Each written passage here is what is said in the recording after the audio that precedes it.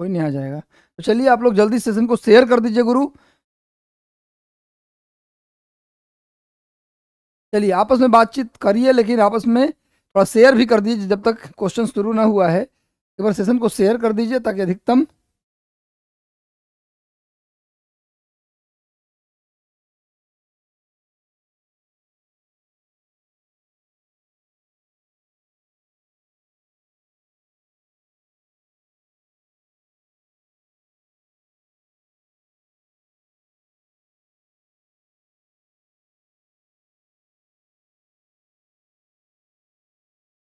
चलिए तो एक बार सेशन को शेयर कर दो गुरु, और लगातार पढ़ते रहिए।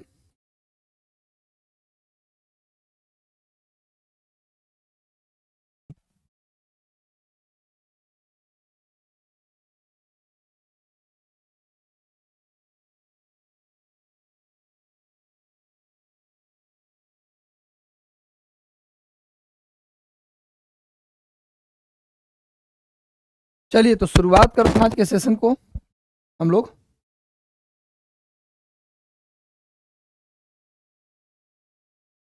कहाँ से आएगा क्वेश्चन? ये अच्छा, हाँ। उत्तराखंड में गुरुकुल कांगड़ी विश्वविद्यालय की स्थापना किसके द्वारा किया गया था? चलिए शुरुआत करते हैं। सैर कर दुनिया की गाफिल जिंदगानी फिर कहाँ, जिंदगानी गर मिली तो नौजवानी फिर कहाँ। भैया उत्तराखंड में गुरुकुल कांगड़ी विश्वविद्यालय की स्थापना किसके द्वारा की गई थी? तो स्वामी श्रद्धानंद, स्वामी श्रद्धानंद के द्वारा उत्तराखंड में गुरुकुल कांगड़ी विश्वविद्यालय की स्थापना की गई। स्वामी श्रद्धानंद का संबंध अगर पूछा जाए कि किस समाज से था, तो स्वामी श्रद्धानंद आर्य समाज से जुड़े थे। स्वामी श्रद्धानंद का भी संबंध आर्य समाज से था। ये वही स्वामी श्रद्धानंद है। क्वेश्चन कई बार आता है, कौन ऐसे व्यक्ति थे जिन्होंने जामा मस्जिद के प्रांगण से, दिल्ली के जामा मस्जिद के प्रांगण से हिंदू मुस्लिम एकता के ऊपर भाषण स्पीच देने वाले व्यक्ति कौन थे? तो थे स्वामी श्रद्धानंद। नोट कीजिए भैया, 1919 में दिल्ली के जामा मस्जिद के प्रांगण से हिंदू मुस्लिम एकता पर स्पीच किसने दिया? स्वामी श्रद्धानंद। नोट कर लीजिए, श्रद्धानंद आर्य समाज से जुड़े थे, और स्वामी श्रद्धानंद ने ही उत्तराखंड के हरिद्वार में गुरुकुल कांगड़ी विश्वविद्यालय की स्थापना की। वर्तमान में जो उत्तराखंड का लोक सेवा आयोग है, जैसे बिहार लोक सेवा आयोग, उसका मुख्यालय कहाँ है? पटना के बेली रोड में है। बिहार लोक सेवा आयोग कहाँ है? पटना के बेली रोड। उसी प्रकार उत्तराखंड का जो लोक सेवा आयोग है वो हरिद्वार में ही है। हरिद्वार में गुरुकुल कांगड़ी विश्वविद्यालय के अंदर है।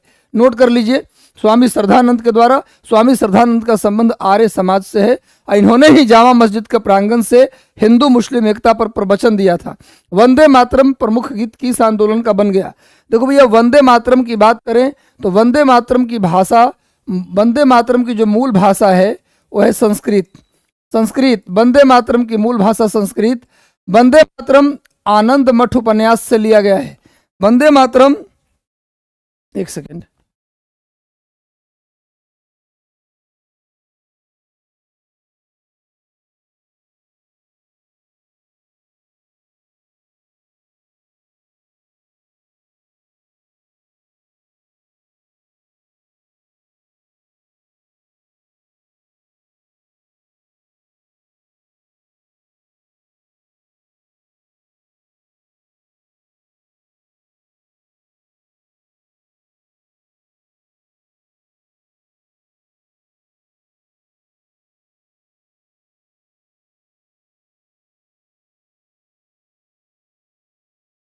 चलिए गुरु एक बार सेशन को लाइक कर दो गुरु, जितने लोग जुड़े हैं सेशन को लाइक कर दो। वंदे मातरम की भाषा संस्कृत और आनंद मठ उपन्यास से लिया गया है।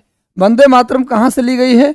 एक बार सेशन को शेयर कर दो गुरु। मैं बताता हूँ कि सेशन को ऐतिहासिक बनाना है और कम से कम 50,000 लोगों तक सेशन को पहुंचाना है, क्योंकि आज का सेशन बड़ी महत्वपूर्ण, बड़ी शानदार होने जा रहा है गुरु। वंदे मातरम की प्रमुख गीत बन गया किसका? स्वदेशी आंदोलन का। भाषा वंदे मातरम का संस्कृत, आनंद मठ उपन्यास से लिया गया है। आनंद मठ के लेखक कौन है गुरु? आनंद मठ के जो ऑथर हैं वो है बंकिम चंद्र चटर्जी। बंकिम चंद्र चटर्जी जो है, चटर्जी ये आनंद मठ के लेखक हैं। और आनंद मठ की जो विषय है वो है सन्यासी विद्रोह। आनंद मठ किस पर लिखा गया है? तो सन्यासी विद्रोह के ऊपर लिखा। क्वेश्चन आता है कि आनंद मठ उपन्यास किस विद्रोह पर है, तो सन्यासी विद्रोह के ऊपर लिखा गया था आनंद मठ उपन्यास। आनंद मठ की जो भाषा है वो है बंगला, बंगाली। आनंद मठ की भाषा क्या है? बंगाली। क्वेश्चन आता है, आनंद मठ की जो भाषा है वो क्या है गुरु? बंगला भाषा में लिखा गया आनंद मठ। आनंद मठ की भाषा बंगाली। आनंद मठ का विषय है सन्यासी विद्रोह। लेखक बंकिम चंद्र चटर्जी। आनंद मठ के अंदर जो वंदे मातरम है वो संस्कृत भाषा में है, और स्वदेशी आंदोलन का प्रमुख गीत बन गया वंदे मातरम। स्वदेशी आंदोलन को ही हम बंग भंग आंदोलन भी कहते हैं। स्वदेशी आंदोलन को ही हम लोग बंग भंग आंदोलन भी कहते हैं। नोट कर लीजिए, क्योंकि बंगाल विभाजन के खिलाफ शुरू हुआ था। स्वदेशी आंदोलन की शुरुआत बंगाल विभाजन के खिलाफ शुरू हुआ था, इसीलिए स्वदेशी आंदोलन को बंग भंग आंदोलन भी कहते हैं। स्वदेशी आंदोलन की बात करें तो स्वदेशी आंदोलन की शुरुआत 7 अगस्त 1905 को हुआ था। स्वदेशी आंदोलन कब शुरू हुआ? 7 अगस्त 1905 को शुरू हुआ। स्वदेशी आंदोलन भारत का पहला आंदोलन था जो पूरे देश में फैला। लिख लीजिए, भारत में शुरू होने वाला पहला देशव्यापी आंदोलन। 1857 की क्रांति भी पूरे देश में नहीं फैला था, ये पहला आंदोलन था जो पूरे देश में फैला, वह है स्वदेशी आंदोलन, या इसी को बोलते हैं बंग भंग आंदोलन। मैं आपको बता दूं कि जो स्वदेशी आंदोलन है उसके बारे में बता दूं कि इसका नेतृत्व करता कहां से, कौन किसने नेतृत्व किया, ये थोड़ा सा जान जाइए। बंगाल से स्वदेशी आंदोलन के नेता सुरेंद्र नाथ बनर्जी थे। बंगाल से स्वदेशी आंदोलन के नेता सुरेंद्र नाथ बनर्जी।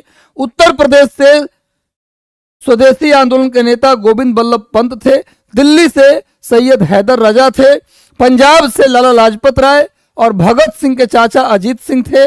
महाराष्ट्र से बाल गंगाधर तिलक थे, और तमिलनाडु से, दक्षिण भारत से चिदम्बरम पिल्लई थे। ये सब स्वदेशी आंदोलन के नेतृत्व करता, पूछा जाता है एग्जाम में, याद रखिएगा। आगे आते हैं, नेक्स्ट क्वेश्चन पे आते हैं। याद हो गया भैया, वंदे मातरम संस्कृत में लिखी गई, कहां से लिया गया? आनंद मठ से लिया गया। आनंद मठ के लेखक कौन है? बंकिम चंद्र चटर्जी। आनंद मठ की भाषा क्या है? बंगला। आनंद मठ किस विषय वस्तु पे लिखा गया? सन्यासी विद्रोह। और वंदे मातरम किस विषय, किसका मुख्य गीत बन गया? तो स्वदेशी आंदोलन का या बंग भंग आंदोलन का। हम या तो भारत को स्वतंत्र करेंगे या इस अभियान में दिवंगत होंगे, या किसने कहा करो और मरो, इसका मतलब यही होता है, या तो हम भारत को स्वतंत्रता दिलाएंगे या तो हम भारत को स्वतंत्रता दिलाते हुए खुद को आहुति दे देंगे, दिवंगत हो जाएंगे। करो और मरो, गुलामी में जीने से अच्छा है मर जाओ। ये सब स्टेटमेंट भारत छोड़ो आंदोलन के दौरान महात्मा गांधी ने दिया था। ये सारे स्टेटमेंट किसके हैं? महात्मा गांधी के। कब दिया गया था गुरु? तो भारत छोड़ो आंदोलन में। भारत छोड़ो आंदोलन, क्विट इंडिया मूवमेंट, भारत छोड़ो आंदोलन में ये सारी बातें बोली गई।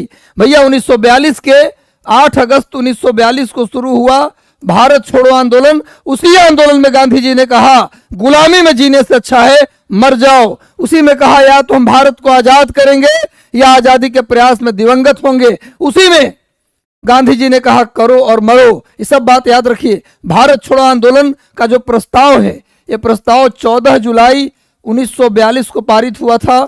कहां? वर्धा में। भारत छोड़ो आंदोलन का प्रस्ताव 14 जुलाई 1942 को वर्धा में पारित हुआ था। प्रस्ताव पूछा जाए भारत छोड़ो आंदोलन का प्रस्ताव कहां पारित हुआ? तो वर्धा में पारित हुआ।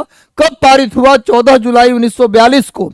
इस प्रस्ताव के अनुसार ही 8 अगस्त 1942 को भारत छोड़ो आंदोलन की शुरुआत हुई, लेकिन अगले ही दिन 9 अगस्त को अंग्रेजों ने चलाया ऑपरेशन जीरो आवर। जितने भारत के बड़े लीडर थे उनको गिरफ्तार कर लिया गया। अंग्रेजों का मानना था कि अभी भारतीयों से लड़ना मतलब अपने आप को क्या करना? समर्पण कर देना, क्योंकि अंग्रेज उस समय बिजी थे सेकेंड वर्ल्ड वॉर में।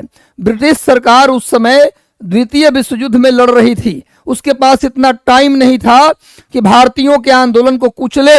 ऐसे में उसने देखा कि यदि बड़े नेताओं को पकड़ लेते हैं तो आंदोलन अपने आप बंद हो जाएगा। इसीलिए 9 अगस्त को ही एक चलाया ऑपरेशन जीरो आवर। उसमें नेहरू जी, गांधी जी, इसके बाद जयप्रकाश नारायण, राजेंद्र प्रसाद, इसके बाद अनुग्रह नारायण सिंह, कई बड़े नेता को गिरफ्तार कर लिया गया। ऑपरेशन जीरो आवर याद रखिएगा। राजेंद्र प्रसाद को बंदी बना के कहाँ रखा गया? पटना के बांकीपुर जेल में। पटना में जो रेलवे स्टेशन के सामने बुद्धा पार्क है, पटना रेलवे स्टेशन के सामने जो बुद्धा पार्क है, उसी में पहले बांकीपुर जेल था। भारत छोड़ो आंदोलन में राजेंद्र प्रसाद को बांकीपुर जेल में बंद किया गया, जवाहरलाल नेहरू को अहमदनगर जेल में बंद किया गया। सारे बड़े नेताओं को गिरफ्तार किया गया ऑपरेशन जीरो आवर के तहत। जयप्रकाश नारायण को पहले हजारीबाग जेल में बंद किया गया, उसके बाद जयप्रकाश नारायण वहां से भाग गए, और जयप्रकाश नारायण फिर कहां चले गए? भागकर नेपाल की तराई में, और वहीं पर उन्होंने बनाया आजाद दस्ता। भारत छोड़ो आंदोलन के समय जयप्रकाश नारायण ने एक गुप्त संगठन बनाया जिसका नाम था आजाद दस्ता। इस संगठन की स्थापना जयप्रकाश नारायण ने कहां किया? नेपाल के तराई के राजबिलास के जंगल में। याद रखिएगा आप लोग एक चीज और, कि भारत छोड़ो आंदोलन के समय ही, भारत छोड़ो आंदोलन के समय ही एक बात और याद रखिए कि भारत छोड़ो आंदोलन के समय ही पटना के लोहानीपुर में चरखा समिति का गठन किया गया था। आगे नेक्स्ट आ जाओ गुरु। अनहैप्पी इंडिया किसकी पुस्तक है? एक बार सेशन को लाइक कर दो गुरु, जितने लोग जुड़े हैं सेशन को एक बार लाइक कर दो, क्योंकि एक लंबा सेशन चलने वाला है। अनहैप्पी इंडिया किसकी पुस्तक है? अनहैप्पी इंडिया, यंग इंडिया, ये दोनों पुस्तक है लाला लाजपत राय का। अनहैप्पी इंडिया, यंग इंडिया, ये सारे पुस्तक किसके हैं? लाला लाजपत राय की पुस्तक हैं।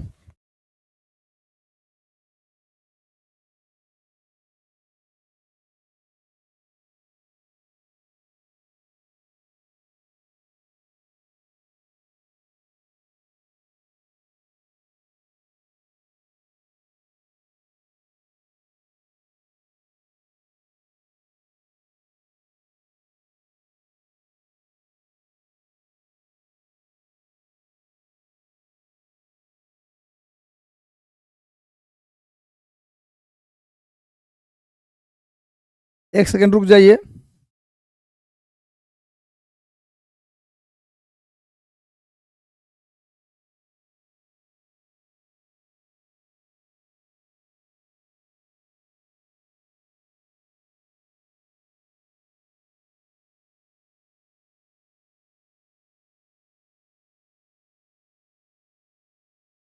चलिए, अनहैप्पी इंडिया एक और किताब है, यंग इंडिया, आज आराम आराम से हम लोग पढ़ेंगे। यंग इंडिया, ये दोनों के दोनों पुस्तक किसकी है? लाला लाजपत राय की। यंग इंडिया एक मैगजीन भी है, यंग इंडिया नाम से एक पत्रिका भी है। ये पत्रिका है लाला लाजपत राय, सॉरी, ये पत्रिका है महात्मा गांधी का। यंग इंडिया, यंग इंडिया जो पत्रिका है, अगर पत्रिका पूछा जाए कि यंग इंडिया मैगजीन किसका है, तो आंसर होगा लाला लाजपत राय। नोट कर ले, sorry, Mahatma Gandhi. Young India पत्रिका पूछा जाए तो पत्रिका के नाम अगर पूछता है तो आंसर होगा महात्मा गांधी। लेकिन यंग इंडिया किताब किसकी है? अनहैप्पी इंडिया किताब किसकी है? तो ये किताब है लाला लाजपत राय का। ये वही लाला लाजपत राय हैं जिन्होंने पंजाब से स्वदेशी आंदोलन का नेतृत्व किया था। पंजाब से स्वदेशी आंदोलन का नेतृत्व किसने किया? तो लाला लाजपत राय ने किया। लाला लाजपत राय लाल बाल पाल में से एकमात्र व्यक्ति थे जिन्होंने कांग्रेस की अध्यक्षता की। कांग्रेस की अध्यक्षता करने वाले एकमात्र व्यक्ति थे लाला लाजपत राय। लाल बाल पाल में से एकमात्र व्यक्ति थे लाला लाजपत राय जिन्होंने 1920 में कांग्रेस की अध्यक्षता की थी। इसके बाद all India trade union congress 1920 में ही बना था। 1920 में ही all India trade union congress बना। उसके भी पहले अध्यक्ष कौन थे? लाला लाजपत राय। नोट कीजिए, all India trade union congress के पहले अध्यक्ष थे लाला लाजपत राय। अगला पॉइंट नोट कीजिए, 1928 में साइमन कमीशन का विरोध करते हुए लाला लाजपत राय को लाठी से चोट लगा और इसी में लाला लाजपत राय की मृत्यु हो गई। 1928 में लाहौर में साइमन कमीशन का विरोध करते हुए लाला लाजपत राय का डेथ हुआ और मरते समय बोल गए, मेरे सिर पर किया गया लाठी का एक एक प्रहार ब्रिटिश सरकार के ताबूत में अंतिम कील साबित होगा। मेरे सिर पर किया गया लाठी का एक एक प्रहार ब्रिटिश सरकार के ताबूत में अंतिम कील साबित होगा। लाला लाजपत राय ने कहा। जब लाला लाजपत राय मर गए तो इनका बदला लेते हुए भगत सिंह ने पुलिस अधिकारी सैंडर्स को गोली मार दी। लाला लाजपत राय जब मर गए तो उन्हीं का बदला लेते हुए भगत सिंह ने पुलिस अधिकारी सैंडर्स को गोली मार दी थी। ये पूरी थी लाला जी की कहानी। तो लाला लाजपत राय की 2 किताब आप हमेशा याद रखिए, young India, unhappy India, note कर लीजिए। इतनी कहानी। All India trade union congress के पहले अध्यक्ष थे लाला लाजपत राय। एक बार सेशन से जुड़ गए तो सेशन को लाइक कर दो गुरु, और सेशन को ऐतिहासिक बनाने के लिए सेशन से जुड़ जाओ। कहीं जाना मत, खाना मत, जगे रहो और जागते रहो जब तक कि सिलेक्शन कदम न चूमे। रात दिन एक कर देना है। कौन कहता है टीआरई नहीं आएगा? कौन कहता है कि आगे की वैकेंसियां बंद हो जाएंगी? नहीं, और तेजी से आएगा। दिसंबर महीने में ही आपका टीआरई आ जाएगा, मुझे पूरा भरोसा है। और गुरु आगे जितनी भी परीक्षाएं हैं सब मार्च तक हो जाने की संभावना है। तो समय कम है, लग जाइए। अपने आप को कमरे में लॉक कर दो गुरु, कहीं जाने की जरूरत नहीं, कमरे में बंद कर दीजिए। क्योंकि जो पसीने में नहाते हैं वो इतिहास बदलते हैं, पानी से नहाते वो लिबास बदलते। लिबास नहीं बदलना, इतिहास बदल के सूरज की तरह चमकना है। 1937 में कांग्रेस पार्टी ने अपना आम चुनाव 8 राज्यों में अपनी सरकार बनाई। आपको बता दें कि प्रांतों में पहली बार आम चुनाव, लिखो भैया, प्रांतों में पहली बार आम चुनाव, लिखो, पहली बार आम चुनाव हुआ। प्रांतों में पहली बार आम चुनाव हुआ 1937 में। कितने प्रांतों में? तो 11 प्रांतों में, जिसमें 5 प्रांत में, लिख लो, क्वेश्चन आता है, कितने प्रांत में कांग्रेस को पूर्ण बहुमत मिला? कितने प्रांत में कांग्रेस को पूर्ण बहुमत मिला? पूछा जाता है परीक्षा में। पूर्ण बहुमत मिला कितने प्रांत में?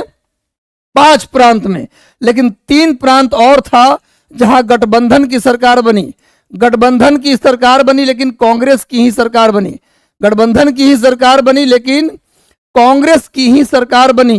भैया 5 प्रांत में कांग्रेस ने, 11 प्रांत में से 5 प्रांत में कांग्रेस ने पूर्ण बहुमत प्राप्त किया।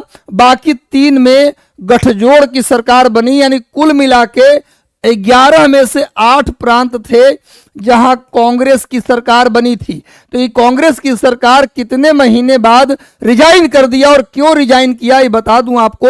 उस समय भारतीयों से बिना पूछे, 1939 की घटना है, 1939 में द्वितीय विश्व युद्ध शुरू हुआ। अब बिना भारतीयों से राय लिए भारतीयों को, भारत को सेकेंड वर्ल्ड वॉर में ब्रिटिश सरकार ने झोंक दिया। भारत के लोगों से राय लिए बिना भारत को भी द्वितीय विश्व युद्ध का हिस्सा बना लिया। इस बात से कांग्रेस पार्टी नाराज हो गई और उसने अपने 8 प्रांत की जो उनकी सरकार थी उससे रिजाइन कर दिया 28 महीने बाद। कांग्रेस शासन के 28 माह। ये बिपिन चंद्रा का किताब पढ़िएगा, ये हिस्ट्री का, बिपिन चंद्रा का आधुनिक भारत के इतिहास पढ़िएगा तो एक पूरा चैप्टर ही है कांग्रेस शासन के 28 माह। 28 माह में कांग्रेस ने रिजाइन कर दिया। रिजाइन करने का एकमात्र कारण था कि 1939 में जो सेकेंड वर्ल्ड वॉर शुरू हुआ उसमें भारतीयों से बिना पूछे, कांग्रेस से बिना राय लिए भारतीयों को शामिल कर लिया गया द्वितीय विश्व युद्ध में ब्रिटिश सरकार के द्वारा। इसीलिए भारतीय नाराज थे और कांग्रेस पार्टी ने अपने 8 राज्य की सरकार से रिजाइन ले लिया। तो 28 महीने बाद कांग्रेस ने इस्तीफा दिया। जिस दिन कांग्रेस ने इस्तीफा दिया उसी दिन को मुस्लिम लीग ने मनाया मुक्ति दिवस। जिस दिन कांग्रेस पार्टी ने रिजाइन किया मंत्रिमंडल से उसी दिन को मनाता है मुस्लिम लीग। क्या मनाया भैया? मुक्ति दिवस मनाया। गांधी इरविन समझौता को और किस नाम से जानते हैं भैया? तेग बहादुर सफरू और मोहम्मद शफी के प्रयास से, तेग बहादुर सफरू और मोहम्मद शफी के प्रयास से गांधी जी और इरविन के बीच एक गठजोड़ हुआ, एक समझौता हुआ जिसे हम गांधी इरविन समझौता कहते हैं। यह समझौता 5 मार्च को दिल्ली में हुआ था, इसीलिए इसे दिल्ली समझौता के नाम से भी जानते हैं। 5 मार्च 1931 को दिल्ली में गांधी इरविन के बीच समझौता हुआ जिसे दिल्ली समझौता के नाम से भी जानते हैं। इसी समझौता के बाद महात्मा गांधी ने सविनय अवज्ञा आंदोलन को बंद कर दिया था। भैया गांधी जी ने शुरू किया 6 अप्रैल 1930 को सविनय अवज्ञा आंदोलन, लेकिन गांधी इरविन समझौता होने के बाद गांधी जी ने इस आंदोलन को वापस ले लिया और द्वितीय गोलमेज सम्मेलन में भाग लेना स्वीकार किया। महात्मा गांधी और कांग्रेस, क्वेश्चन कई बार आया है, एकमात्र गोलमेज सम्मेलन, एकमात्र राउंड टेबल मीटिंग जिसमें गांधी जी और कांग्रेस भाग लिए थे, तो सेकेंड राउंड टेबल मीटिंग यानी द्वितीय गोलमेज सम्मेलन, 3 गोलमेज सम्मेलन में से अकेला दूसरा गोलमेज सम्मेलन था जिसमें गांधी जी और कांग्रेस ने भाग लिया था। बाकी भीमराव अंबेडकर तीनों में भाग लिए थे। गांधी जी और कांग्रेस बस एक में, दूसरा में भाग लिए। गांधी इरविन समझौता के बाद गांधी की सारे डिमांड इरविन ने मान लिया था, लेकिन कोई पूरा नहीं किया, बस उनको ब्लफ दिया। जब गांधी जी द्वितीय गोलमेज सम्मेलन में भाग लेने के लिए लंदन गए तो वहां पर चर्चिल ने इन्हें अधनंगा फकीर कहा। भैया धोती में इनको एक ही धोती पहने थे, उसी धोती को शरीर के ऊपर रखे थे, तो उसने कहा ये तो भिखारी है, मजाक उड़ाया।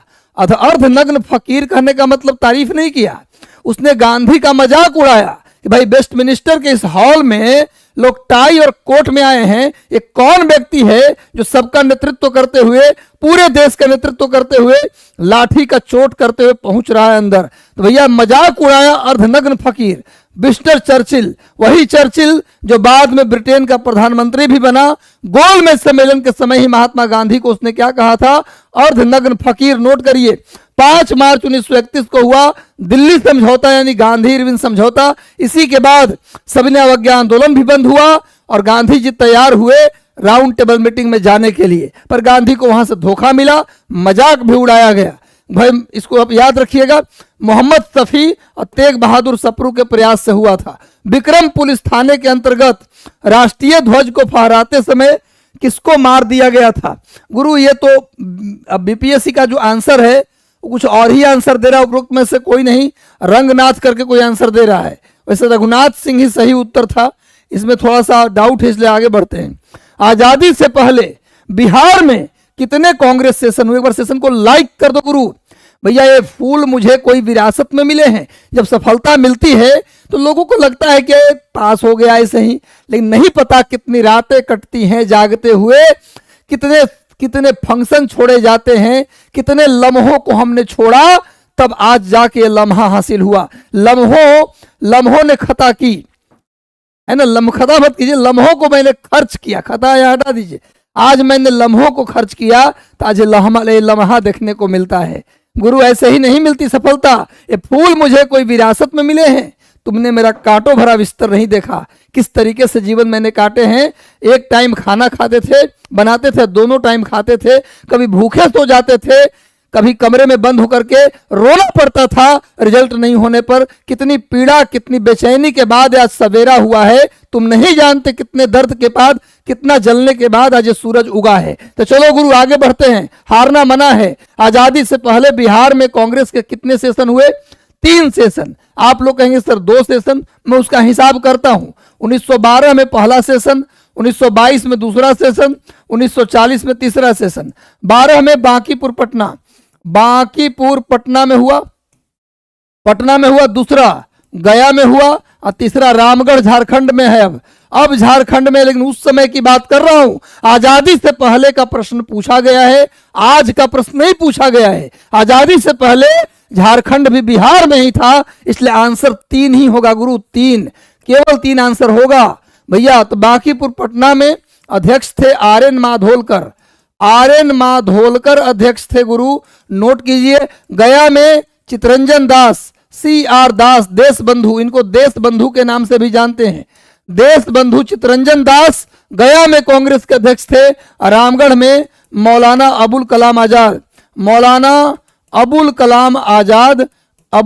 आजाद, आजाद भारत के पहले शिक्षा मंत्री, आजाद भारत के पहले शिक्षा मंत्री थे मौलाना अबुल कलाम आजाद। मौलाना अबुल कलाम आजाद कांग्रेस के रामगढ़ सेशन के अध्यक्ष थे और 1942 में गया में चितरंजन दास, देश बंधु चितरंजन दास अध्यक्ष थे। 1912 में बिहार में पहली बार कांग्रेस का सेशन बिहार में बांकीपुर पटना में हुआ, आर.एन. माधोलकर उसके अध्यक्ष थे। और बता दूं आपको कि पटना का जो रेलवे स्टेशन है उसी का पुराना नाम भी यही था, Bankipur railway station. Patna railway station का, पटना जंक्शन का पुराना नाम था बांकीपुर रेलवे स्टेशन। उसके सामने का जो पार्क है बुद्धा पार्क, उस पार्क में पहले एक जेल हुआ करता था, बांकीपुर जेल, जहां राजेंद्र प्रसाद को भारत छोड़ो आंदोलन में बंद किया गया था। बहुत सारी बातें हैं, इसको याद कर लीजिए। कांग्रेस के कितने विशेष अधिवेशन आजादी से पहले हुए? देखो, कांग्रेस का सेशन तो हर साल होता था, लेकिन कभी जरूरी पड़ जाता था, विशेष कार्य आ जाते थे, तो कांग्रेस का अलग से सेशन बुलाया जाता था, जिसको स्पेशल सेशन या विशेष अधिवेशन कहा जाता था। आजादी से पहले बिहार में कांग्रेस के 3 सेशन हुआ, और आजादी से पहले कांग्रेस के 3 विशेष अधिवेशन भी हुआ। कब कब? 1918, 1920, 1922। नोट कर लीजिए, जैसे मुझे याद है, मैं चाहता हूं कि आपको भी ऐसे ही याद हो जाए। जिस तरीके से मुझे पता है, जितना याद है, मैं चाहता हूं इससे ज्यादा आपको याद रहे, इसीलिए मैं बार बार क्वेश्चंस को लाता हूं। 1918 में बंबई में हुआ कांग्रेस का सेशन, बंबई में, 1920 में कलकत्ता में, और 1922 नहीं भैया, 1923 में दिल्ली में। भैया बंबई में कांग्रेस के विशेष अधिवेशन के अध्यक्ष थे हसन इमाम। कलकत्ता में लाला लाजपत राय। मैंने कहा है कि लाला लाजपत राय एकमात्र व्यक्ति थे लाल बाल पाल में से एकमात्र व्यक्ति थे लाला लाजपत राय जो कांग्रेस के अध्यक्ष बने। मौलाना अबुल कलाम आजाद यहां भी बने थे। अबुल कलाम आजाद, नोट कीजिए भैया। 1918 में बंबई अधिवेशन हुआ, कांग्रेस का पहला विशेष अधिवेशन 1918 में बंबई में हुआ। हसन इमाम उसके अध्यक्ष थे। 1920 में कलकत्ता में दूसरा विशेष अधिवेशन हुआ, जिसके अध्यक्ष थे लाला लाजपत राय। और मैंने बताया है कि लाल बाल पाल में से कांग्रेस के अध्यक्ष एक ही व्यक्ति बन पाए, लाला लाजपत राय। 1923 में दिल्ली में हुआ, मौलाना अबुल कलाम आजाद। 18, 20, 23 बंबई, कलकत्ता, दिल्ली। एक बार बोलो, 2-3 बार बोलो भाई, 3-4 बार बोलो। 18, 20, 23, 18, 20, 23, 18, 20, 23 बंबई, कलकत्ता, दिल्ली, बंबई, कलकत्ता, दिल्ली, बंबई, कलकत्ता, दिल्ली। एकदम एक बार में याद हो जाएगा गुरु, कैसे नहीं याद होगा, कहां से याद नहीं होगा, याद तो होना ही है। एक बार सेशन को लाइक कर दो गुरु, जितने लोग जुड़े हैं, मजा आ रहा है, अच्छा लग रहा है तो लाइक कर दो भैया। 24 तारीख से शुरू हो रहा है AEDO का बैच। AEDO का बैच शुरू कर रहा हूं एप्लीकेशन के ऊपर, टोटल सिलेक्शन लाइव एप्लीकेशन का नाम है। जिस नाम से चैनल है उसी नाम से एप्लीकेशन भी। एप्लीकेशन पे जाइए, इंस्टॉल कर लीजिए प्ले स्टोर से, और जाकर AEDO के बैच से जुड़ सकते हैं आप लोग। आगे बढ़ते, लाल बाल पाल में से आ ही गया क्वेश्चन, एकमात्र व्यक्ति कौन थे जो कांग्रेस के अध्यक्ष बने थे? लाल का मतलब लाला लाजपत राय, बाल का मतलब बाल गंगाधर तिलक, और पाल का मतलब बिपिन चंद्र पाल। इन तीनों में से एकमात्र व्यक्ति थे लाला लाजपत राय, जो 1920 के कलकत्ता के विशेष अधिवेशन में कांग्रेस के अध्यक्ष बने थे। और मैंने बताया है कि all India trade union Congress की स्थापना भी कब हुआ था? 1920 में। All India trade union Congress की स्थापना भी 1920 में हुआ, बंबई में। उसके भी पहले अध्यक्ष लाला लाजपत राय ही थे। लिख लो, all India trade union congress के पहले अध्यक्ष भी कौन थे? लाला लाजपत राय। नोट कर लीजिए। आगे आइए, किसने कहा था कि हम वर्ष में एक बार मेढक की तरह टर टर कर लेंगे? कांग्रेस के सेशन के बारे में, कांग्रेस के अधिवेशन के बारे में किसने कहा कि भैया साल में हम अगर एक बार मेढक की तरह टर टर टर टर कर लेंगे तो उससे हमें आजादी मिल जाएगी? ऐसा नहीं है भैया, ये बाल गंगाधर तिलक ने कहा। तिलक ने कहा कि साल में यदि हम एक बार मेढक की तरह टर टर कर लेंगे तो उससे हमें आजादी नहीं मिलेगी।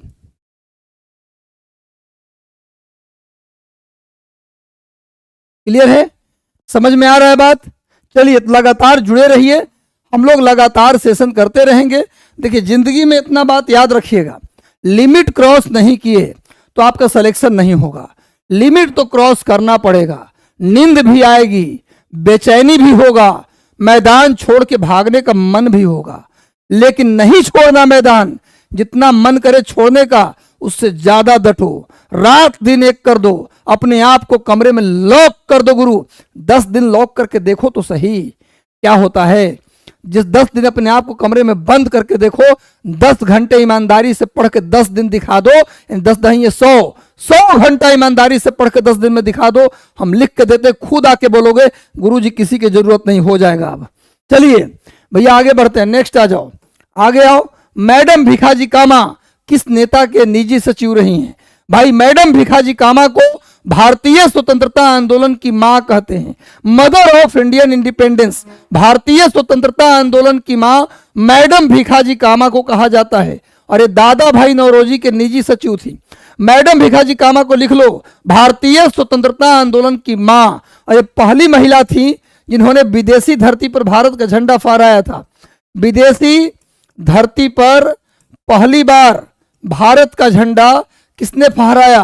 पहली बार भारत का झंडा फहराया था। क्वेश्चन आता है, पहली बार विदेशी धरती पर भारत का झंडा किसने फहराया था? तो मैडम भीखाजी कामा। नोट कर लीजिए, कब भैया? तो 1907 में जर्मनी के स्टुटगार्ट में।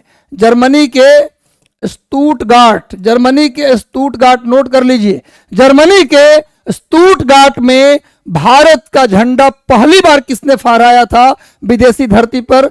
तो मैडम भीखाजी कामा ने फहराया 1907। डेट भी याद रखिएगा, कभी कभी कंफ्यूज करता है डेट में। दादा भाई नौरोजी की निजी सचिव रही थी।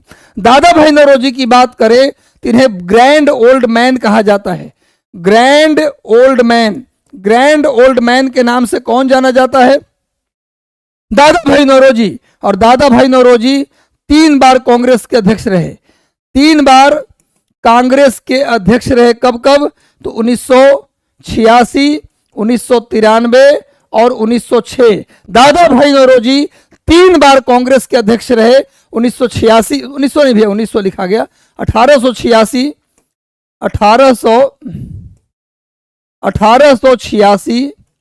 1893 और 1906। 1886 में कलकत्ता में, और 1893 में लाहौर में, और 1906 में कलकत्ता में। नोट कर ली, दादा भाई नौरोजी 3 बार कांग्रेस के अध्यक्ष रहे। दादा भाई नौरोजी 3 बार कांग्रेस के अध्यक्ष रहे। 1886 कलकत्ता, 1893 लाहौर, 1906 कलकत्ता। दादा भाई नौरोजी की किताब का नाम है poverty of un British rule in India. Poverty of un British rule in India, ये दादा भाई नौरोजी के पुस्तक का नाम है। किताब का नाम है poverty of un British rule in India. दादा भाई नौरोजी ने ही पहली बार भारत का नेशनल इनकम और पर कैपिटा इनकम, भारत का राष्ट्रीय आय और प्रति व्यक्ति आय पहली बार किसने निकाला? तो दादा भाई नौरोजी ने निकाला। दादा भाई नौरोजी ने ही पहली बार भारत का राष्ट्रीय आय और प्रति व्यक्ति आय निकाला, और इनके द्वारा एक पत्रिका निकाली गई थी रफ्त गुफ्तार। दादा भाई नौरोजी के मैगजीन का नाम था, उनकी पत्रिका का नाम था रफ्त गुफ्तार। दादा भाई नौरोजी की मृत्यु 1917 में हुआ था। 1917 में दादा भाई नौरोजी डेथ हो गया था इनका, इनकी मृत्यु हो गई थी। तो इतना याद रखो, विदेशी धरती पर पहली बार झंडा किसने फहराया? मैडम भीखाजी कामा। और भीखाजी कामा जो थी वो दादा भाई नौरोजी की निजी सचिव, पर्सनल सेक्रेटरी रही थी। इंडिया विंस फ्रीडम एक किसकी किताब है? भैया इंडिया विंस फ्रीडम किसकी किताब है? और 2 पत्रिका का नाम ले रहा हूं। 2 पत्रिका, एक पत्रिका का नाम है अल हिलाल, और दूसरी पत्रिका का नाम है अल बलाग। अल हिलाल और अल बलाग। आज महामैराथन में आप जितने भी विद्यार्थी हैं, मैं सबका स्वागत करता हूं इस महामैराथन सेशन में। आज हो सकता है कि 3-3.5 घंटे का ही सेशन हो, लेकिन अगला सेशन मैं प्रॉमिस करता हूं जो 3 से 4 दिन के अंदर होगा, वह सेशन आपका मिनिमम 6 घंटे का होगा, नहीं तो 8 घंटे भी कंप्लीट करेंगे पूरी टीम के साथ। बस आप जुड़े रहिए, लगे रहिए, गुरु आग लगा देनी है। भैया अल हिलाल और अल बलाग, ये दोनों पत्रिका और ये किताब, ये किसका है गुरु? मौलाना अबुल कलाम आजाद। मौलाना अबुल कलाम आजाद के पुस्तक का नाम है इंडिया विंस फ्रीडम, और उनकी पत्रिका का नाम है अल हिलाल जो 1912 में आया, अल बलाग जो 1913 में आया। नोट कर लीजिए गुरु, अल हिलाल 1912 में छपी, अल बलाग 1913 में। ये दोनों पत्रिका मौलाना अबुल कलाम आजाद का है। उनकी पुस्तक का नाम है इंडिया विंस फ्रीडम। और मैं बता दूं आपको कि मौलाना अबुल कलाम आजाद सबसे कम उम्र के कांग्रेस अध्यक्ष थे। कांग्रेस के अध्यक्ष बनने वाले सबसे कम उम्र के व्यक्ति कौन थे? मौलाना अबुल कलाम आजाद। और याद रखिए, कांग्रेस के अध्यक्ष सबसे ज्यादा समय तक कौन रहा? ये भी आंसर होगा मौलाना अबुल कलाम आजाद। सबसे अधिक समय तक कांग्रेस का अध्यक्ष कौन रहा? मौलाना अबुल कलाम आजाद। सबसे कम उम्र का कांग्रेस का अध्यक्ष कौन था? मौलाना अबुल कलाम आजाद। और मौलाना अबुल कलाम आजाद आजाद भारत के पहले शिक्षा मंत्री थे। आजाद भारत के पहले एजुकेशन मिनिस्टर कौन थे? तो मौलाना अबुल कलाम आजाद। इसीलिए मौलाना अबुल कलाम आजाद के जन्म दिवस कितना तारीख को है? 11 नवंबर। 11 नवंबर भी गुजरा है। 11 नवंबर को मनाते हैं नेशनल एजुकेशन डे, राष्ट्रीय शिक्षा दिवस। 11 नवंबर मौलाना अबुल कलाम आजाद का जन्म दिवस है। इस दिन मनाते हैं हम लोग राष्ट्रीय शिक्षा दिवस, नेशनल एजुकेशन डे। आगे आओ गुरु, नेक्स्ट। बनारस में संस्कृत कॉलेज किसके नेतृत्व में खोला गया? चलो गुरु, एक बार सेशन को लाइक कर दो। अच्छा लग रहा है, मजा आ रहा है तो लाइक में परहेज मत कीजिए, सेशन को लाइक कर दो गुरु, जितने लोग जुड़े हो। बनारस में संस्कृत कॉलेज किसके नेतृत्व में खोला गया? तो जोनाथन डंकन। बनारस में संस्कृत कॉलेज की स्थापना जोनाथन डंकन के नेतृत्व में किया गया। और उसी समय कलकत्ता में एक मदरसा भी खोला गया था। आगे आइए, नेक्स्ट। अलीगढ़ मुस्लिम आंदोलन और आर्य समाज दोनों की स्थापना कब हुआ? 1875 में। मैंने बताया था, करंट अफेयर की क्लास में याद होगा विद्यार्थी जी, करंट की क्लास में बताया था कि कितने वर्ष पूरे हो गए? 150 साल पूरे हो गए। किसके पूरे हो गए? तो भैया सरदार वल्लभ भाई पटेल। सरदार वल्लभ भाई पटेल के जन्म के भी 150 साल पूरे हो गए। सरदार वल्लभ भाई पटेल के जन्म हुआ था 31 अक्टूबर 1875 को। 31 अक्टूबर 1875 को सरदार पटेल लौह पुरुष का जन्म हुआ था। उनके भी 150 साल पूरे हो गए। उसके अलावा अलीगढ़ मुस्लिम आंदोलन के भी 150 साल पूरे हो गए। इसकी स्थापना भी 1875 में हुआ था। आर्य समाज की स्थापना भी 1875 में हुआ। इसके अलावा थियोसॉफिकल सोसाइटी, इसके स्थापना के भी 150 साल पूरे हो गए। इसकी भी स्थापना 1875 में हुआ। भैया अलीगढ़ मुस्लिम आंदोलन के संस्थापक थे सर सैयद अहमद खान। सर सैयद अहमद खान लिखिए, अलीगढ़ मुस्लिम आंदोलन के संस्थापक कौन थे? सर सैयद अहमद खान। नोट कीजिए। आर्य समाज के संस्थापक थे स्वामी दयानंद सरस्वती। और थियोसॉफिकल सोसाइटी के संस्थापक कौन है गुरु? थियोसॉफिकल सोसाइटी के संस्थापक हैं कर्नल ऑलकॉट। कर्नल ऑलकॉट और दूसरे हैं और मैडम ब्लावस्की। मैडम ब्लावस्की, नोट कर लीजिए। बाद में एनी बेसेंट भी इससे जुड़ गई थी। भैया एनी बेसेंट भी थियोसॉफिकल सोसाइटी से जुड़ गई थी, लेकिन उसके संस्थापक कौन है?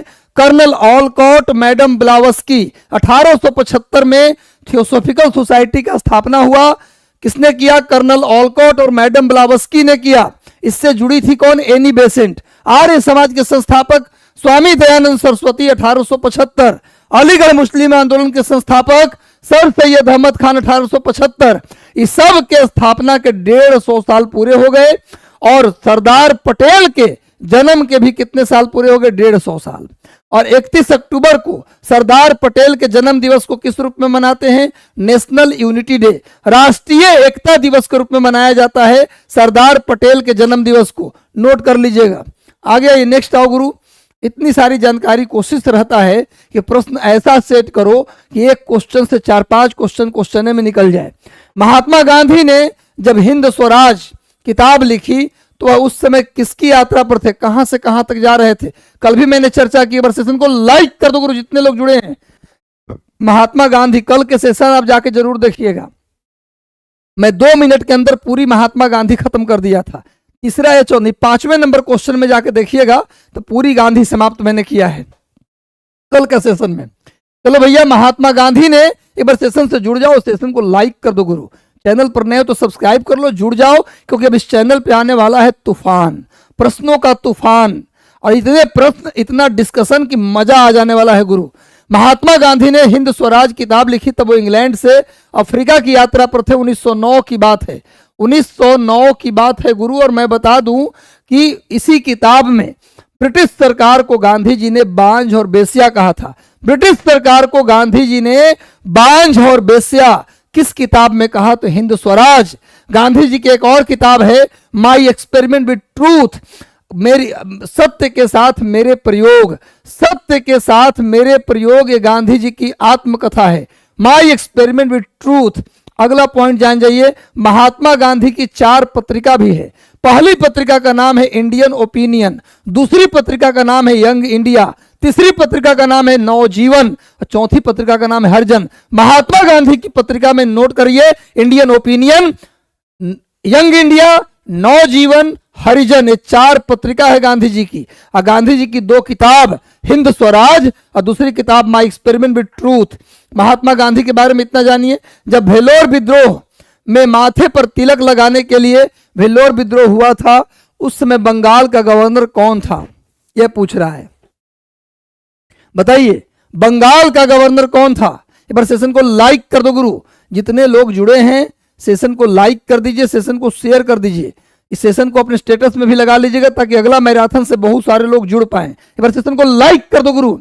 जब भेलोर विद्रोह हुआ माथे पर तिलक लगाने के लिए, जातीय चिन्ह लगाने के लिए, उस समय बंगाल का गवर्नर कौन था, यह पूछ रहा है।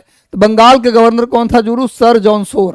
सर जॉन सोर उस समय बंगाल का गवर्नर था, नोट कर लीजिए। और उस समय मद्रास का गवर्नर कौन था, तो लॉर्ड विलियम बेंटिक। क्वेश्चन आता है कि जब भेलोर विद्रोह हुआ तब बंगाल का गवर्नर था सर जॉन सोर, लेकिन मद्रास का गवर्नर उस समय कौन था, तो लॉर्ड विलियम बेंटिक। ये भी नोट कर लीजिएगा। इनमें से खासी जनजाति कहां निवास करती है। चलिए भूगोल के सवाल आगे बढ़, सेशन को लाइक कर दो गुरु, जितने लोग जुड़े हो। भैया इनमें से खासी जनजाति कहां निवास करती है, तो मेघालय में। खासी ही नहीं बल्कि गारो जनजाति भी, गारो ही नहीं बल्कि जयंतिया जनजाति भी, ये सारी की सारी जनजाति मेघालय की हैं। ये तीनों जनजाति कहाँ की है गुरु, मेघालय की। मैं बता दूं कि खासी जनजाति की एक विशेषता है, ये दूध का बना हुआ सामान नहीं खाता, कच्चा दूध पिएगा लेकिन कभी भी ये गर्म दूध नहीं पीते। साथ ही साथ मक्खन, मट्ठा, मलाई या खोया नहीं खाते। बाई प्रोडक्ट से नफरत करते हैं, ये दूध के बना हुआ बाई प्रोडक्ट कभी नहीं खाते खासी जनजाति। भैया खासी, गारो और जयंतिया ये मेघालय की जनजाति है। मेघालय में ही है मासिन राम और चेरापूंजी।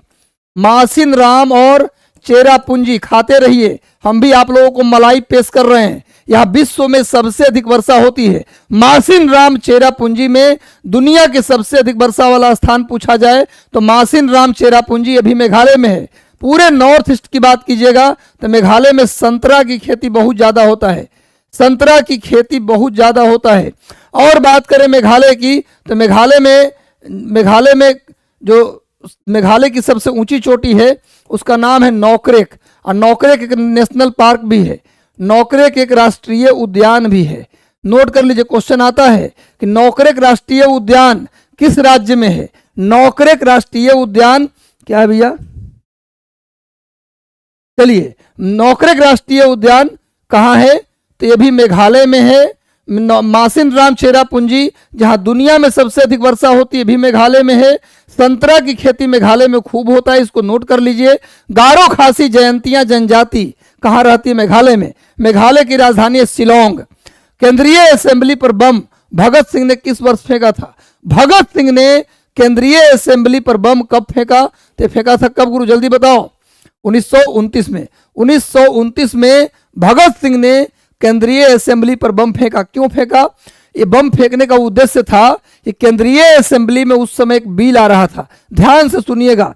उस समय केंद्रीय असेंबली में एक बिल आ रहा था और वह ऐसा बिल था जिसके द्वारा भारत के जितने बड़े नेता थे उनको ब्रिटिश सरकार सुरक्षा देने की बात कर रही थी। जैसे अभी हाल ही में तेज प्रताप यादव को मिला और लोगों को मिलता है, वैसे ही भारत के बड़े नेताओं को सुरक्षा देना था। लेकिन सुरक्षा देना ये दिखावा था, उन सुरक्षा के माध्यम से भारतीय नेताओं की जासूसी कराना, ये अंग्रेजों का मुख्य उद्देश्य था। इसका नाम था, इस कानून का नाम था public safety bill. Public safety bill के माध्यम से भारतीय नेताओं को जबरन सुरक्षा देकर उनकी जासूसी कराना इस कानून का उद्देश्य था। भगत सिंह इस बात को जानते थे, इसीलिए भगत सिंह और उनके साथी बटुकेश्वर दत्त, दोनों का नाम लिखिए, भगत सिंह और उनके साथी बटुकेश्वर दत्त दोनों ने मिलकर केंद्रीय असेंबली पर बम फेंका और ये जो बिल पारित हो रहा था बिल रुक गया। बिल पारित नहीं हो सका। तो गुरु 1929 में केंद्रीय असेंबली पर बम भगत सिंह और बटुकेश्वर दत्त दोनों ने फेंका। भगत सिंह को फांसी मिली थी 23 मार्च 1931 को। 23 मार्च 1931 को भगत सिंह राजगुरु सुखदेव को फांसी दी गई थी लाहौर षड्यंत्र केस में, और लाहौर सेंट्रल जेल में ही फांसी पड़ी थी। लाहौर षड्यंत्र केस में भगत सिंह राजगुरु सुखदेव को फांसी हुआ और लाहौर सेंट्रल जेल में ही फांसी हुआ 23 मार्च 1931 को। भगत सिंह के पुस्तक का नाम था मैं नास्तिक क्यों हूं। भगत सिंह के पुस्तक का नाम था मैं नास्तिक क्यों हूं। नोट कीजिए, एक बार सेशन को लाइक कर दो गुरु, जुड़े रहना है, अब कहीं नहीं जाना। बेहतर सेशन कॉन्सेप्ट के साथ फैक्ट लो, कॉन्सेप्ट के साथ पूरा फैक्ट लो। अब कभी भूलिएगा कि भगत सिंह ने असेंबली पर बम क्यों फेंका, केंद्रीय असेंबली पर बम क्यों फेंका, समझ में आ गया। पब्लिक सेफ्टी बिल, बिल में क्या था, भारतीय नेताओं को सुरक्षा देना और सुरक्षा के नाम पर उनकी जासूसी कराना। चलिए, सुगौली की संधि किस युद्ध के बाद हुआ भैया? ये संधि हुआ था 1816 में। सुगौली की संधि एक लड़ाई हुआ, आंग्ल नेपाल युद्ध। आंग्ल नेपाल युद्ध एक युद्ध हुआ, यह युद्ध चला 2 साल, 1814 से लेकर 1816 तक चला। 1816 ये युद्ध बंद हुआ।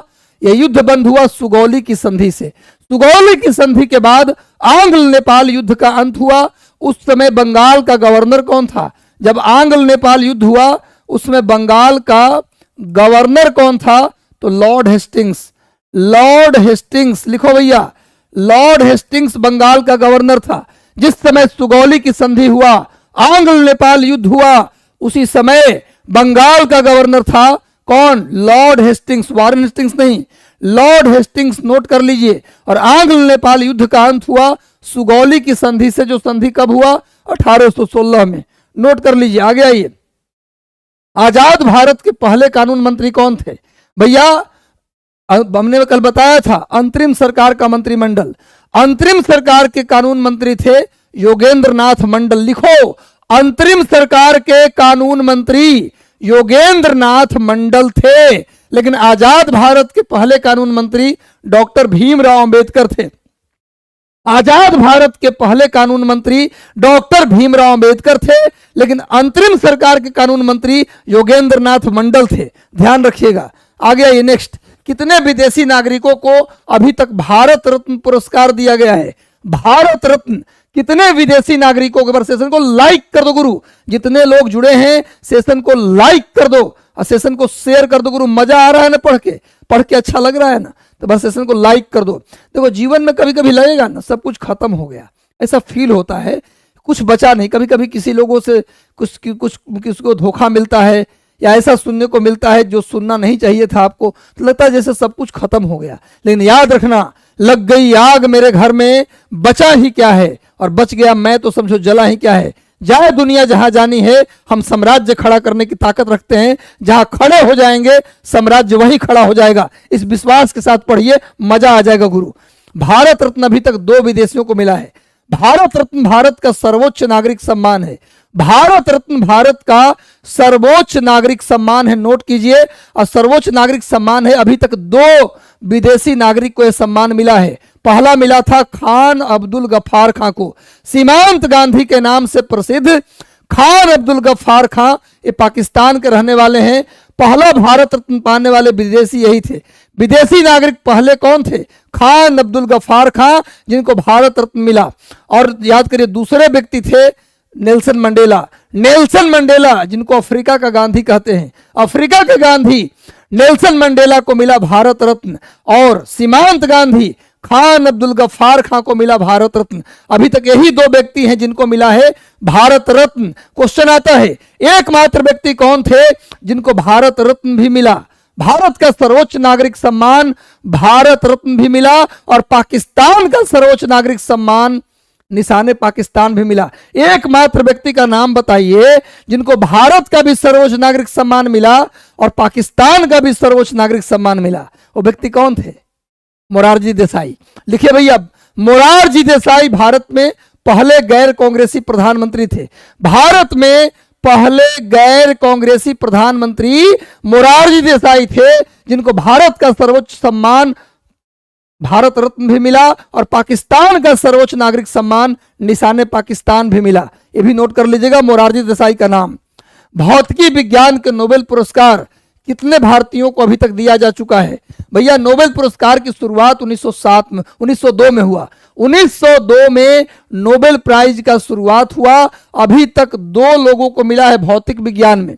भैया फिजिक्स में मिला है 2 लोगों को, केमिस्ट्री में मिला है 1 लोगों को, बायोलॉजी यानी मेडिसिन में भी मिला है 1 लोगों को, शांति में मिला है 2 लोगों को, साहित्य में मिला है 2 लोगों को, इकोनॉमिक्स में भी मिला है 2 लोगों को। कौन कौन? साहित्य में पहला व्यक्ति थे रविंद्रनाथ टैगोर, पहले भारतीय थे रविंद्रनाथ टैगोर जिनको नोबेल प्राइज मिला था। तो साहित्य में पहला रविंद्रनाथ टैगोर और दूसरा बीएस नायपाल। अभी तक 2 भारतीयों को साहित्य में मिला है। कौन कौन भैया? रविंद्रनाथ टैगोर और बीएस नायपाल।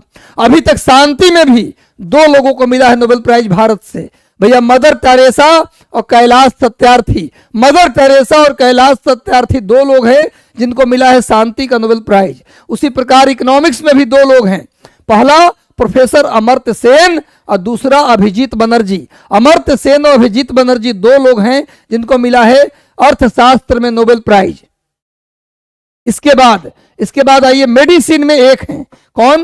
तो ये भैया हरगोविंद खुराना। हरगोविंद खुराना। और केमिस्ट्री में भी 1 लोग हैं, रामकृष्णन। रामाकृष्णन 1 व्यक्ति हैं जिनको केमिस्ट्री में मिला है। और भौतिकी में 2 लोग हैं। कौन कौन? तो भैया सीवी रमन और एस चंद्रशेखर। सीवी रमन और एस चंद्रशेखर 2 भारतीयों को मिला है भौतिकी में। तो पूरा नोबेल प्राइज मैंने पढ़ा दिया। भारत में अभी तक किन किन लोगों को मिला नोबेल प्राइज, यही खत्म कर दिया गुरु। छोड़ेंगे नहीं, तोड़ तोड़ के पढ़ाएंगे। एक लाइन था मेरा टीआरई 1 में कि जब तक तोड़ेंगे नहीं छोड़ेंगे नहीं गुरु, एकदम एक एक बात कराएंगे। सिर्फ हिस्ट्री ज्योग्राफी नहीं बल्कि अन्य क्षेत्रों का भी प्रश्न हम लोग कराएंगे। सेशन को लाइक कर दो गुरु जितने लोग जुड़े हो। असहयोग आंदोलन के दौरान जब विदेशी कपड़ों को जलाया गया तो किसने कहा कि यह एक बर्बादी है और कुछ नहीं? भैया याद रखिएगा, क्वेश्चन आता है कि सबसे अधिक विदेशी कपड़ों में आग लगाया गया, जलाया गया किस आंदोलन के दौरान? तो असहयोग आंदोलन। असहयोग आंदोलन एक ऐसा आंदोलन था जो चला 1920 से 22 तक। इस समय विदेशी कपड़ों को आग लगाया गया। जिस घर में विदेशी कपड़े थे लोग निकाल निकाल के लाए, आग लगा दिए। भैया विदेशी कपड़ों को जलाया जाना बर्बादी किसने कहा? रविंद्रनाथ टैगोर ने कहा कपड़ा जलाने से थोड़े ना आजादी मिलेगा। लेकिन गांधी जी ने कहा कि ये वही विदेशी कपड़ा है जिसके कारण हमारे देश के लोग आज बेरोजगार हैं। विदेशी कपड़ा, विदेशी वस्तु के कारण ही आज देश में बेरोजगारी है, गुलामी है। इसलिए कपड़ों को जलाया जाना, उनके साथ अच्छा व्यवहार है। ये किसने कहा? गांधी जी। किसने कहा कि बर्बादी है? रविंद्रनाथ टैगोर। यही क्वेश्चन, 2 क्वेश्चन इसमें बनता है। कपड़ों को आग लगाना किसने कहा कि अंग्रेजों के साथ अच्छा व्यवहार है? गांधी जी ने कहा। किसने कहा कि बर्बादी है? भैया रविंद्रनाथ टैगोर ने कहा। दोनों बात याद रखिए। और उसमें एक कहानी लिखा था प्रेमचंद। प्रेमचंद ने उसी कपड़ा को जलाए जाने पर एक कहानी लिखा था, सुहाग की साड़ी। पढ़ लीजिएगा, मुंशी प्रेमचंद जी का एक कहानी है सुहाग की साड़ी। एक महिला थी जिसका सुहाग की साड़ी ही विदेशी कपड़ों का बना था। तो आज ना पति को खोने से महिलाएं नहीं डरती हैं। वो जमाना था जब पति को खोने के नाम से ही महिलाएं कांप उठती थी। आज तो कोई दिक्कत नहीं है गुरु, चला गया तो चला गया। समझे बात? उस समय पति पत्नी एक रिलेशन, एक परिवार, एक समझिए कि महत्व उसका था। तो भैया वो कपड़ा जलाने के लिए उसका पति मांग रहा है, वो दे न रही है, छुपा के रखिए। बड़ा अच्छा कहानी, पढ़िएगा उसको आप। चलिए आगे आइए, भूलिएगा नहीं सब कहानी, इसलिए कहता हूं ताकि आपको चीजें याद हो जाए। इनकलाब जिंदाबाद 31 क्वेश्चन करूंगा, टोटल 31 क्वेश्चन करूंगा गुरु। चलिए, इनकलाब जिंदाबाद का नारा किसने पहले दिया था? भैया भगत सिंह। वैसे तो इनकलाब जिंदाबाद का नारा को किसने गढ़ा गुरु? तो भैया ये हसरत मोहानी ने गढ़ा था। हसरत मोहानी के द्वारा दिया गया था ये। लेकिन भगत सिंह ने इसको प्रचारित किया। इनकलाब जिंदाबाद के नारा को किसने प्रचारित किया? भगत सिंह। इस नारा को बनाया किसने था? तो हसरत मोहानी। हंटर कमीशन की सिफारिश का मुख्य उद्देश्य क्या था? हंटर कमीशन जो लॉर्ड रिपन के समय बना। लॉर्ड रिपन जब भारत का गवर्नर था 1880 से 84 के बीच, 1880 से 84 के बीच भारत का वायसराय थे लॉर्ड रिपन। उसी समय बना था हंटर कमीशन 1882 में। इस कमीशन का मूल उद्देश्य था शिक्षा में सुधार, खासकर प्राथमिक शिक्षा में सुधार। नोट कर लीजिए, प्राथमिक शिक्षा में सुधार। नोट करो गुरु, भैया हंटर कमीशन का मुख्य उद्देश्य था प्राथमिक शिक्षा में सुधार। आगे आइए, किस अधिनियम के तहत पहली बार भारतीयों को विधायी परिषदों में नामांकित किया गया? पहली बार भारतीयों को विधायी परिषदों में नामांकित किया गया तो 1861। नोट कर लीजिए। आगे बढ़ते हैं, फटाफट करा देते हैं। महात्मा गांधी की हत्या के समय भारत का गवर्नर कौन था? भैया भारत का गवर्नर महात्मा गांधी की हत्या के समय कौन था? तो सी राजगोपालाचारी, चक्रवर्ती राजगोपालाचारी भारत के गवर्नर थे। चलिए आगे आइए, बहुत बढ़िया, आगे आइए। अच्छा, ये जो हंटर आपने नाम सुना, यही विलियम हंटर है। विलियम हंटर का एक किताब भी था, इंडियन मुसलमान। लिखिए विलियम हंटर की पुस्तक है इंडियन मुसलमान। इसी किताब में पहली बार फूट डालो और राज करो की नीति की बात, क्वेश्चन आता है कि पहली बार किस किताब में फूट डालो और राज करो की बात की गई थी? तो फूट डालने की बात, मुसलमानों को भड़काने की बात पहली बार किया गया था किसमें? तो विलियम हंटर की किताब थी इंडियन मुसलमान। उसी में किया गया था कि मुसलमानों को तोड़िए, नहीं तो आज़ादी तुरंत मिल जाएगा। ब्रिटिश सरकार को यहाँ से जल्दी जाना पड़ेगा, और जल्दी जाना नहीं चाहते हैं तो मुसलमानों को अलग करिए। तो भैया ये किस किताब में पहली बार कहा गया? तो विलियम हंटर की किताब थी जिसका नाम था इंडियन मुसलमान। किताब का नाम लिखो। आगे बढ़ो भैया। पिट्स इंडिया एक्ट का उद्देश्य क्या था? ब्रिटिश व्यापार को बढ़ावा देना, ईस्ट इंडिया कंपनी पर ब्रिटिश सरकार के नियंत्रण स्थापित करना, भूमि कर प्रणाली में सुधार करना। भैया ईस्ट इंडिया कंपनी के ब्रिटिश सरकार का नियंत्रण को बढ़ाना। स्वराज पार्टी की स्थापना कब और किसने की? तो भैया स्वराज पार्टी की स्थापना 1923 में पंडित मोतीलाल नेहरू और चित्तरंजन दास ने किया था। पंडित मोतीलाल नेहरू और चित्तरंजन दास ने 1923 1 जनवरी 1923 को क्या किया? कांग्रेस स्वराज पार्टी की स्थापना की। पंडित मोतीलाल नेहरू कांग्रेस स्वराज पार्टी के पहले महासचिव बने और चित्तरंजन दास कांग्रेस स्वराज पार्टी के पहले अध्यक्ष चित्तरंजन दास बने। और उसके पहले सचिव कौन बने? मोतीलाल नेहरू। इस सेशन का आखिरी सवाल, गांधी इरविन समझौता किस अधिवेशन के ठीक पहले हुआ था? गांधी इरविन का समझौता किस अधिवेशन के पहले? ये तो क्वेश्चन का उत्तर मैं बताया हूं आज ही के सेशन में। अगर इसका उत्तर गलत दिए तो कनपट्टी तोड़ेंगे। इसका उत्तर सही दो, गांधी इरविन समझौता।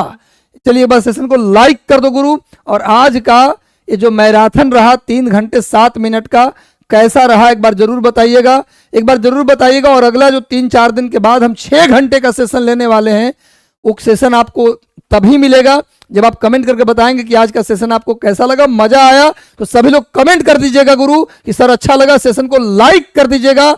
और हो सके तो आपसे रिक्वेस्ट है, मेरा काइंडली रिक्वेस्ट है कि अपने सेशन को जितना ज़्यादा हो सके शेयर कर दीजिएगा, अपने स्टेटस में भी लगा लीजिएगा ताकि अधिकतम लोग इसको देख सकें। तो भाई इसका उत्तर गलत नहीं होना चाहिए भाई। दूसरा गोलमेज सम्मेलन, तब है ना, गांधी इरविन समझौता के बाद ही ना गए थे गांधी जी द्वितीय गोलमेज सम्मेलन में भाग लेने के लिए लंदन 1931 में।